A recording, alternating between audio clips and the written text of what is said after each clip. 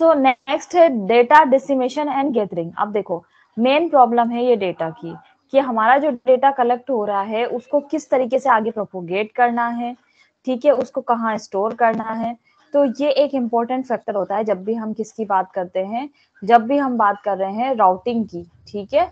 तो यहाँ पे हम कुछ WSN की बात कर रहे हैं, तो WSN के अंदर हम थोड़ा सा ये पार्ट भी देखते हैं कि what is the data dissemination and the gathering, ठीक है।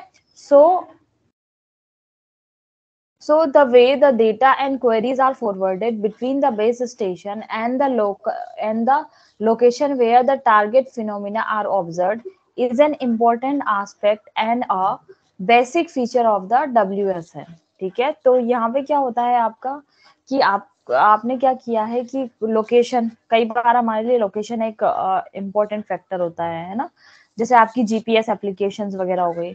So where the target phenomena are observed is an important aspect and a basic feature of the WSN. A simple approach to accomplishing this task is for each sensor node to exchange data directly with the base station, ठीक है।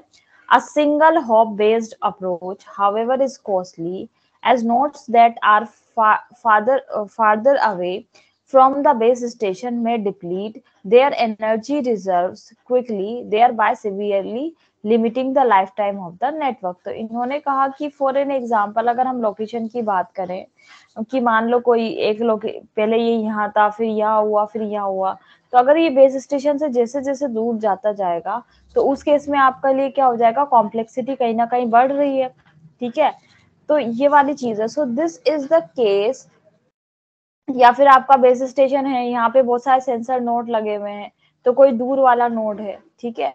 So this is the case particularly where the wireless sensors are deployed to cover a large geographical area or where the wireless sensors are mobile and may move away from the base station.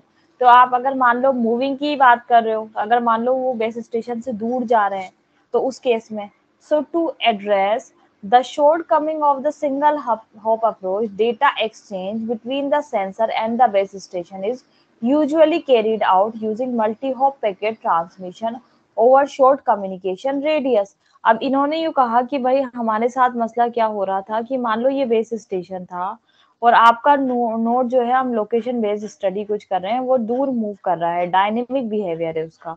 तो जैसे ही आपका target अगर दूर move कर रहा है तो उस केस में आपका क्या हो गया, ज्यादा एनर्जी की रिक्वायरमेंट होगी, क्योंकि आप अगर base station, single hop approach का मतलब ये होता है कि आपका बेस स्टेशन से ही जो भी आपकी डिवाइस होगी उसका कनेक्शन होगा, ठीक है, आसपास के नोड से वो कोई इंटरेक्शन ही नहीं कर रहा है, तो उस केस में आपकी एनर्जी वगैरह ज्यादा जाया हो जाएगी। So such an approach leads to significant energy. अब हमने क्या किया कि हमने ऐसा कुछ किया कि भाई जैसे अगर ये मूव भी किया है तो बीच बीच में जो सेंसर्स यूज लगाए हुए हैं तो उनके पास बेस स्टेशन बार बार अपना भेजता रहे, या आपस में ही आप कम्युनिकेट करते रहे, आपस में कम्युनिकेट करेंगे तो ये इसके साथ भी कम्युनिकेट कर रहे हैं, तो फिर इसके साथ उसको बेस स्टेशन से बार बार कम्युनिकेट करने की जरूरत नहीं पड़ेगी। तो अब हम क्या कह रहे हैं, such an approach leads to significant energy saving and reduces considerably communication interference between sensor nodes competing to access the channel. So particularly in highly dense wireless sensor network. अब इन्होंने ये एक चीज और बताई है कि भाई अगर मान लो सब एक, मान लो कुछ और एक और ऑब्जेक्ट है तो सब बेस स्टेशन से कम्युनिकेट कर रहे हैं, तो इंटरफेरेंस भी तो बढ़ जाएगा कहीं ना कहीं, है ना। So data forwarding between the sensor where data are collected and the sinks where data are made available. तो यहाँ पे जो 6.2 के अंदर ये एग्जांपल इन्होंने बताया हुआ है, as we can see है। तो इसके अंदर देखो आप क्या क्या चीजें हो रही हैं। तो इसमें आपका है कि जैसे आप देख सकते हो, एक होता है आपका क्वेरी, ठीक है ना, multi hope data and query forwarding. तो कैसे होता है, देखो डेटा कम्युनिकेशन मल्टी होप के अंदर, जैसे फॉर एन एग्जांपल ये वायरलेस सेंसर नेटवर्क है, तो वायरलेस सेंसर नेटवर्क के अंदर क्या हो रहा है, आपका मल्टी होप कम्युनिकेशन हो रहा है, ये वाला नोड इससे भी कम्युनिकेट कर रहा है।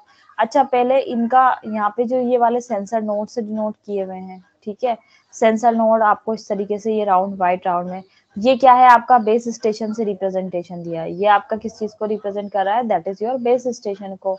उसके अलावा ये क्या कह रहा है, रिस्पॉन्स, इस तरीके का एरो जब भी बनेगा आपका, वो रिस्पॉन्स को शो करेगा। और ये क्या है, अगर इस आ रहा है तो दैट इज योर क्वेरी। ठीक है, तो अब आपने यहाँ पे क्या देखा कि भाई ये जो नोड था, ये इस नोड की तरफ क्या भेज रहा है, रिस्पॉन्स भेज रहा है। ठीक है, ये इससे कम्युनिकेट कर रहा है, ये इससे कम्युनिकेट कर रहा है।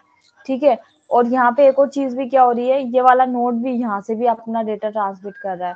ठीक है ना, तो इस तरीके से। और यहाँ से अगर आपको क्लाउड को इंटरनेट से कनेक्ट करना है तो आप यहाँ पे क्या कर सकते हो, इंटरनेट से भी कनेक्ट कर सकते हो। ये रिमोट यूजर हो गया आपका। ठीक है, और ये आपका मान लो लोकल यूजर हो गया। तो ये क्या बताना चाह रहे हैं कि भाई लोकल यूजर था आपका यहाँ पे, तो इसने यहाँ पे क्या किया है, आपस में कम्युनिकेट कर पा रहे हैं। और आपस यहाँ पे बीच बीच में भी अगर ये बेस स्टेशन है तो बेस स्टेशन इसके लिए क्या हो गया, दूर हो गया ना। तो बेस स्टेशन अगर इसके लिए दूर हो गया यहाँ से, तो इन्होंने क्या किया, इन्होंने multi hope based approach use करी। मतलब आपका यहाँ से फॉर एन एग्जाम्पल यहाँ से डेटा चाहिए था और ये रिमोट यूजर है आपका, तो फिर आपको प्रॉब्लम हो गई ना। फिर ये अगर मान लो यहाँ से यहाँ तक पहले तो डेटा ट्रांसमिट होगा, फिर यहाँ से यहाँ तक डेटा जाएगा। अब इन्होंने क्या कहा, बीच बीच के अंदर आपके ये भी कम्युनिकेट कर सकते हैं। तो अगर आपको डेटा उठाना है, तो अगर ये कम्युनिकेशन हो भी जाएगा तो ये भी आपका क्या कर सकता है, डेटा यहाँ से ट्रांसमिट हो सकता है। So, in response to queries issued by the sinks or when a specific event occur within the area mentioned, data collected by the sensors are transmitted to the base station using multi-hop paths. Multi-hop paths हो गए, यहाँ पे देखो एक से ज्यादा path हो रहे हैं, ये ऐसे भी जा रहा है, ऐसे भी जा रहा है, ऐसे भी जा रहा है, ये सब जा रहे हैं बेस स्टेशन की तरफ। It is worth noting that depending on the nature of the application, sensor nodes can aggregate data correlated on their way to the base station. वही मैंने आपको अभी एग्रीगेशन का एक एग्जांपल बताया। ठीक है, रो डेटा अगर हम सेंड करेंगे तो वहां पे हमारा एक तरीके से रिसोर्सेज ज्यादा चाहिए होंगे, रिसोर्सेज का ज्यादा इस्तेमाल होगा। So in a multi-hop WSN, intermediate nodes must participate in forwarding data packets between the source and the destination. Determining which set of intermediate nodes is to be selected to form a data forwarding path between the source and the destination is the principal task of the routing algorithm. In general, routing in large scale networks is inherently a difficult problem whose solution must address multiple challenging design requirements, including correctness, stability, and optimality with respect to various performance metrics. The intrinsic properties of WSN combined with CVN energy and bandwidth constraints bring about additional challenges that must be addressed to satisfy the traffic requirements of the application supported while extending the lifetime of the network.